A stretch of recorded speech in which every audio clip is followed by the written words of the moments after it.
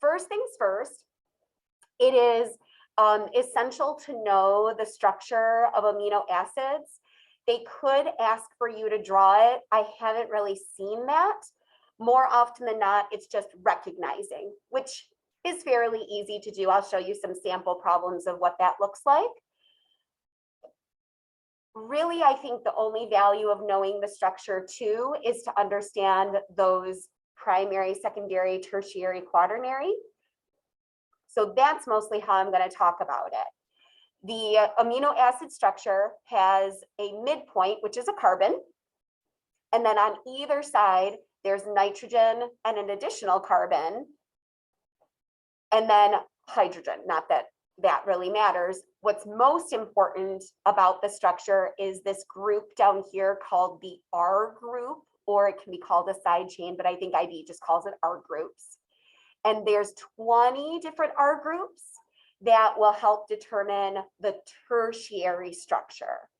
So that's why I'm bringing it up, because it's super, super important for the tertiary structure, whereas the other parts that all amino acids have is the same, this amino group and the carboxylic acid group, those are essential for the secondary level of structure, which we'll look at on the next slide.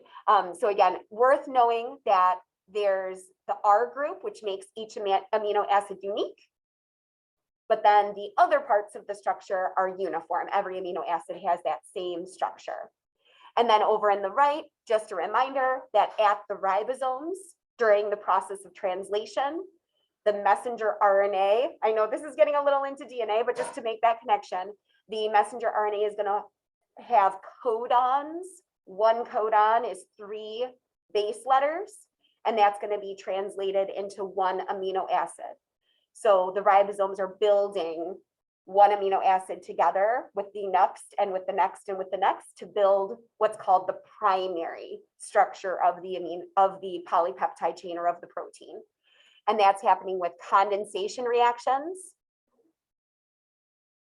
where we see water being formed. That's a good review from yesterday if you were looking at carbohydrates. All of those are formed the same way. Carbohydrates join by condensation reactions. So do lipids with glycerol. I'm sorry, fatty acids with glycerol. It's all with that water being removed, 2 H's and an O being removed from 2 smaller molecules to bring them together to form what would be 2 at first, and then obviously 3 and 4 and 5 and hundreds even of amino acids or monosaccharides together. Okay, then we can reverse it, which is being shown as well by adding the water. That would be hydrolysis or hydrolysis, which would be happening like when we break down, so in our digestive system. So ribosomes bring it together during translation, which is condensing many amino acids into one polypeptide chain versus breaking it down. So again, this is that primary sequence, which you can see was just a bunch of amino acids put together. And then that is going to form all of the other structures. Hey there, we're like Zoom reviewing. So do you have a question or? I was gonna ask what hours are free tomorrow? So free, I'm not actually free, like I'm only doing the Zoom reviews, and it's not until 4th block. Okay. So anything after 1 o'clock, you're welcome in here, but like I'll be Zooming. Yep. Take care. You too. All right. So that primary structure again, you can see it's just a bunch of amino acids put together, but then those amino acids will start to twist and fold to form the secondary and the tertiary. Some proteins have quaternary level, but let's do the first 3 first. So again, primary is just your chain of amino acids. Then we can get some alpha helices or beta pleated sheets, which will be in just small regions. Oh no, an alpha helix will be in small regions of the protein. So notice just this area is forming that beta pleated sheet just right here. Whereas another region would start to twist into an alpha helix.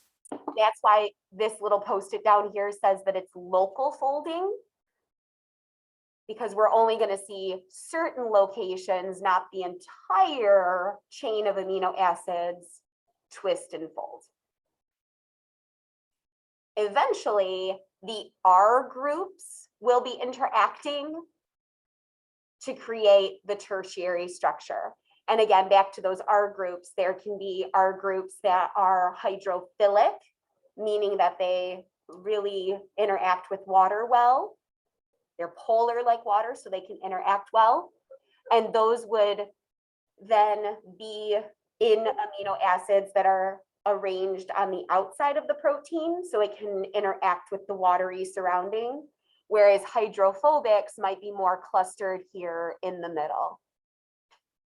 So there's a lot that determines this overall tertiary structure, depending on where those amino acids are, the sequence of them, and what their R groups are.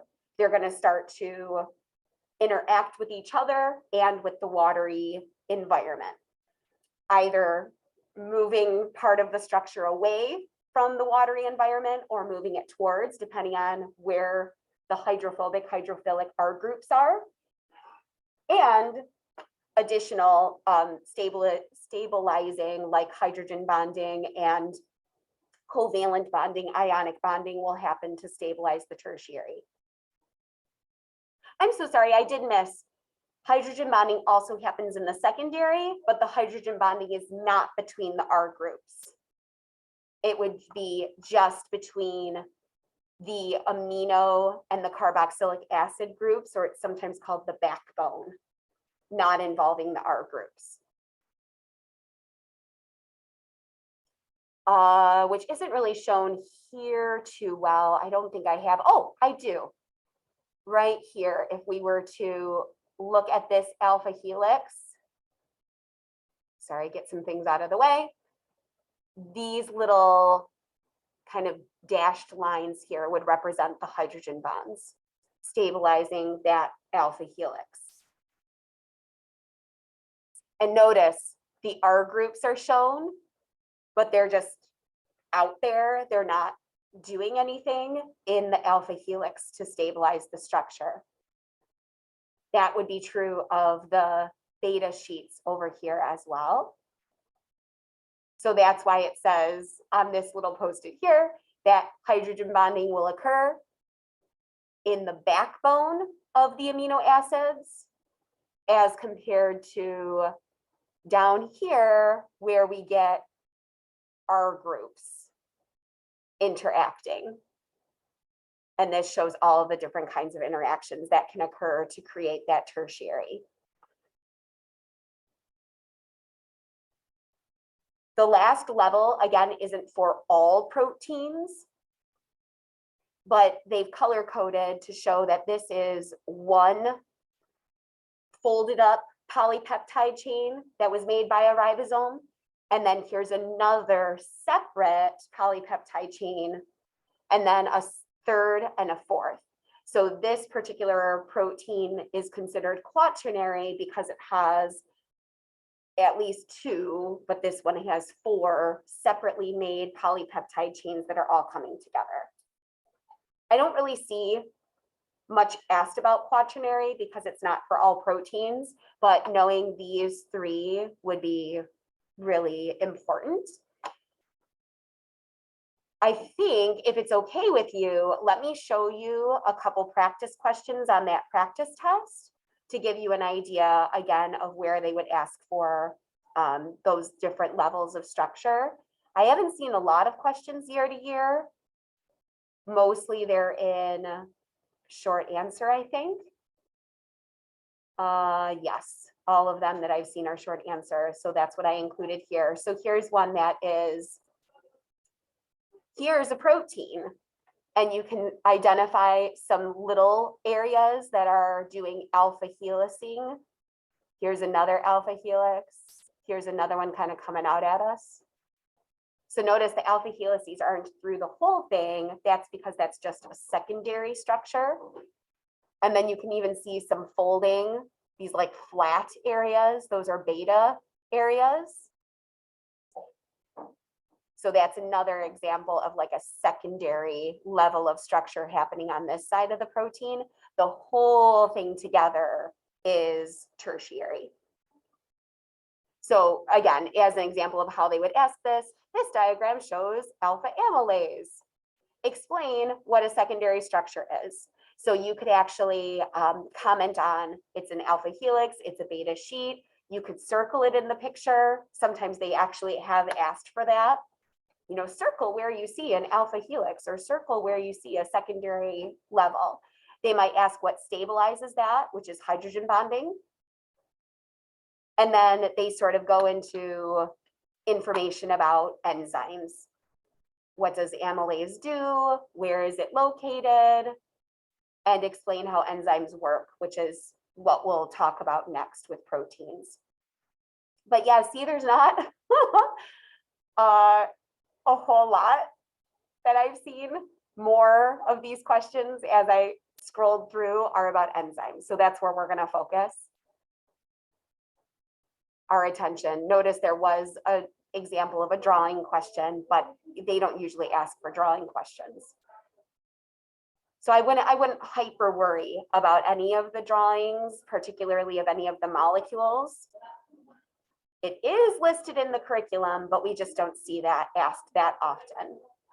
Oh, I did mention, let me show you this one. So here's an example of where they'd ask which one of these is an amino acid. And what you're looking for is not hexagons. Those are carbohydrates. Hexagons are carbohydrates. You're not looking for, see how there's like a little C17 here? That would be a whole lot of carbons. Carbon, carbon, carbon, carbon, carbon, carbon, carbon. This is a lipid. Lipids are made of huge amounts of carbon and hydrogen. That's the fatty acid part of the lipid. So these are also, that's a fatty acid right here. So we're kind of left with this one, which I know doesn't really look like the picture we were looking at in our Jamboard, but this is one amino acid. This is another amino acid, and they're joined together in the middle here. So this is one R group. Here's another R group. Now, again, that's a lot to remember. I would use process of elimination. Hexagons are carbs. The long, long, long, long amount of carbons are lipids. So then you're left with, well, this is the only one that can be an amino acid. But it's a couple of amino acids put together. Thank you, Habiba. So the enzymes that you need to know are not the ones that we see, like we don't see them mentioned in this topic. It would be with the digestive system.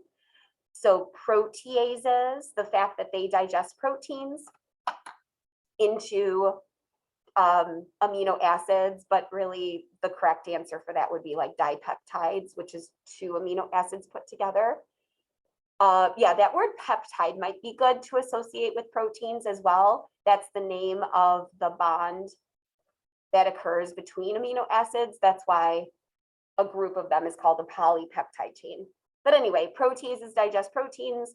Amylase digests starch, specifically amylose starch and amyloipectin, but amylose a little bit better. And then lipase digests lipids. Those are the main 3. And, you know, if you're curious about those, you can always go back into our modules for digestion. And I have a lot more because I just left everything from this year. But you could go back into any one of these quizzes that we did, you know, quiz on digestive anatomy, enzyme review, you know, if you were looking to go back to that. Okay, any questions about protein structure? I think actually what I'm going to do is stop recording for a moment so that I can create 2 videos rather than just one. But I gotta figure out how to do that. Okay.